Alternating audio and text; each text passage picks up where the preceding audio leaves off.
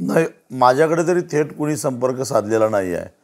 पण आडमार्गानं मध्यस्थामार्फत मी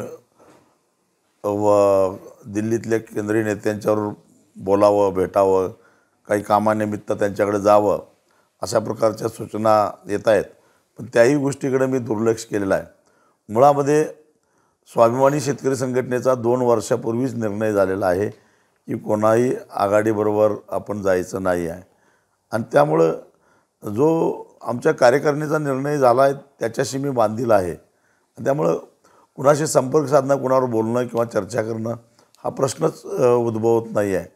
आम्ही स्वतंत्रपणाने निवडणुकीला सामोरं जाण्याचा निर्णय घेतलेला आहे. मोठा नाही, अशा ऑफर आल्या तरीसुद्धा त्याला विरघळून जाण्याइतपत मी काही लेचापेचा नाही आहे. आणि मुळामध्ये कुणीतरी जबरदस्ती केली म्हणून नव्हे, तर स्वेच्छेनं आम्ही चळवळीमध्ये आलेलो आहोत. आणि आता चळवळीच्या माध्यमातून शेतकऱ्यांना, सामान्यांना न्याय द्यायचा असं मी ठरवलेलं असताना कोणत्याही आघाडीबरोबर जायचं नाही असा एकदा निर्णय झाल्यानंतर ह्या अशा प्रकारच्या ऑफर कुणी दिल्या न दिल्या तरी आम्ही विचलित होऊ शकत नाही. हो, त्यांच्याबरोबर जाण्याचा प्रश्नच नाही आहे.